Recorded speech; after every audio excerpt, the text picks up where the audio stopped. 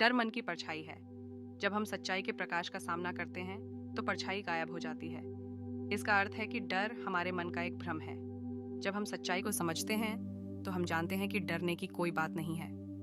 ऐसा नहीं है कि हमारे पास जीने के लिए बहुत कम समय है, बल्कि हम इसका बहुत सारा समय बर्बाद करते हैं। जीवन काफी लंबा है और उच्चतम उपलब्धियों के लिए हमें पर्याप्त समय दी गई है, अगर यह सब अच्छी तरह से निवेश किया गया हो।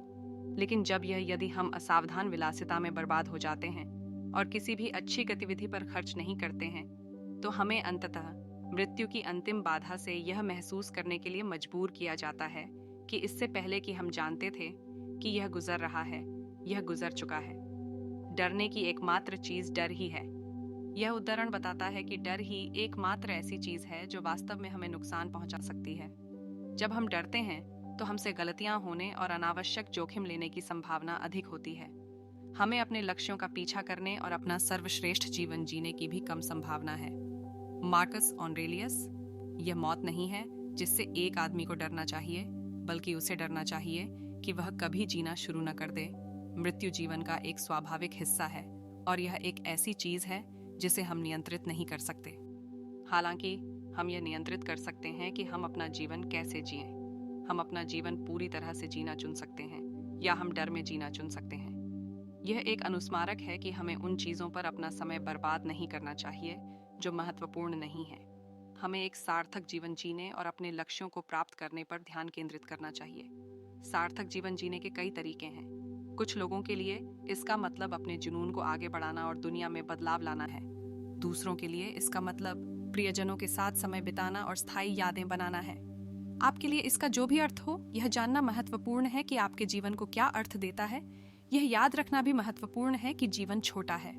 हम कभी नहीं जानते कि हमारा समय कब आएगा, इसलिए हर पल का अधिकतम लाभ उठाना महत्वपूर्ण है।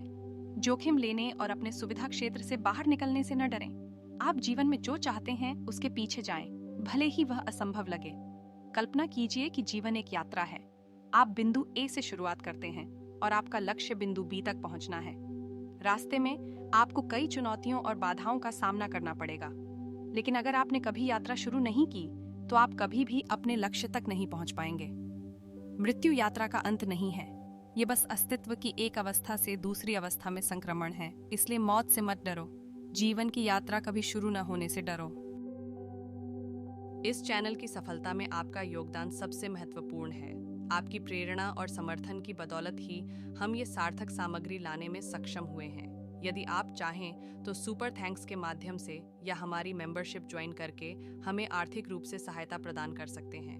यदि आप आर्थिक रूप से समर्थन नहीं भी कर सकते तो भी कोई बात नहीं, हम आपके लिए बेहतरीन वीडियो लाने की पूरी कोशिश जारी रखेंगे। आपका हर योगदान हमें और भी बेहतरीन वीडियो बनाने के लिए प्रेरित करता है। आप हमारे लिए बहुत जरूरी हैं और हम आपके आभारी हैं। धन्यवाद। कर्म के सिद्धांतों के अनुसार विशिष्ट इरादों और कार्यों का हमारे जीवन में तत्कालिक परिणाम हो सकते हैं। कारण और प्रभाव के बीच इस प्रत्यक्ष अंतःक्रिया को देखना ब्रह्मांडीय नियम को जीवन में लाता है। हमारे कार्यों के परिणाम होते हैं, चाहे वे कठोर हों या दयालु।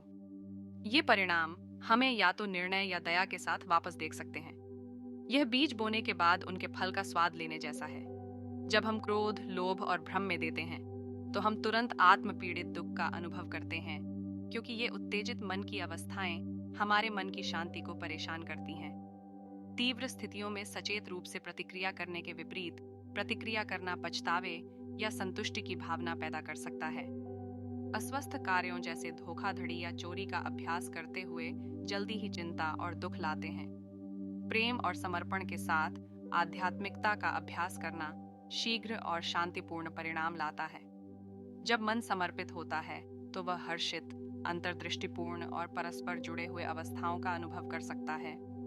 ईमानदारी और विनम्रता के साथ दयालु कार्य करना कर्म के भार को कम कर सकता है और आशीर्वाद आमंत्रित कर सकता है।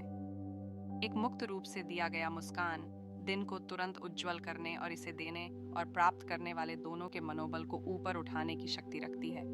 इस बात पर ध्यान देकर कि कैसे हमारे विकल्प हमारे विचारों, कनेक्शनों और स्थितियों को प्रभावित करते हैं, हम अपने कार्यों में जिम्मेदारी और ज्ञान की भावना विकसित कर सकते हैं। यह समझना कि हमारे विचार, शब्द और कार्य हमारे आंतरिक अवस्था को कैसे दर्शाते हैं, हमें बुद्धिमान विकल्प बनाने में मदद कर सकते हैं जो हमारे मूल मूल्यों के साथ संरेखित हों। हम सह निर्माण की प्रक्रिया में सक्रिय रूप से भाग लेते हैं, लगातार अपने कार्यों में सुधार करते हैं ताकि सभी जीवित प्राणियों को आशीर्वाद ला सकें। कुछ कर्मों का फल बाद में होता है। ये ऐसे कार्य होते हैं जिनके परिणाम हमारे जीवन के पथ पर धीरे धीरे परिपक्व होते हैं। आज के लिए बस इतना ही। सब्सक्राइब और शेयर करना ना भूलें। अपने सुझाव कमेंट में ज़रूर दें। धन्यवाद। आशा है कि आपको आज की बातें पसंद आई होंगी। अगली बार फिर मिलेंगे। तब तक सुरक्षित रहें और स्वस्थ रहें। नमस्ते।